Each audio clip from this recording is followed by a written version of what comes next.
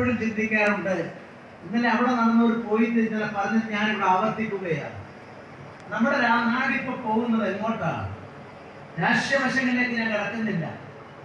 ഇതൊരു ഗവർണർ ഒരിക്കലും രാഷ്ട്രീയം പറയാൻ പാടില്ല എന്നുള്ളത് കൊണ്ട് ഞാൻ ആ വിഷയത്തിൽ ഒന്നും കടക്കുന്നില്ല.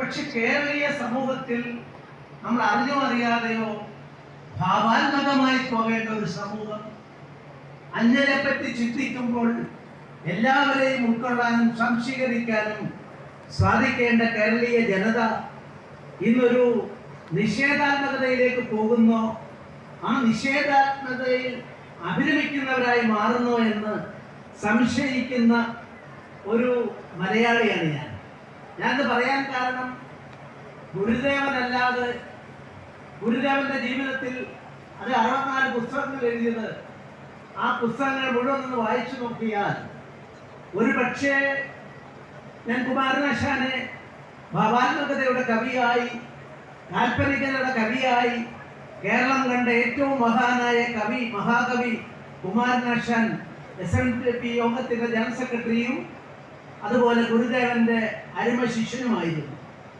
പക്ഷെ അദ്ദേഹത്തിന്റെ കവിതകളെ എല്ലാം നമ്മുടെ എല്ലാം സ്മൃതിപഥത്തിൽ ഉള്ളപ്പോൾ ഞാൻ പറയാൻ ആഗ്രഹിക്കുന്നത്, അദ്ദേഹം കാൽപ്പനികതയുടെ അടിസ്ഥാനത്തിൽ കവിതകൾ എഴുതി വലിയ സന്ദേശം നമുക്ക് നൽകി മഹാനായ കവിയായി ഞാൻ ഉൾപ്പെടെ നമ്മളെല്ലാം വാഴ്ത്തുകയാണ്.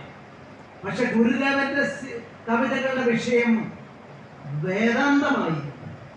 വേദാന്തത്തിൽ കവിതകൾ എഴുതി ആ വേദാന്തത്തെ കവിതകളാക്കി മാറ്റുക എന്ന് പറഞ്ഞാൽ വളരെ അത്ഭുതകരമായ, അനുചര സാധാരണമായ ആത്മീയ ശക്തിയുള്ളവർക്ക് മാത്രം സാധിക്കുന്ന ഒന്നായി ഞാൻ കരുതുകയാണ്.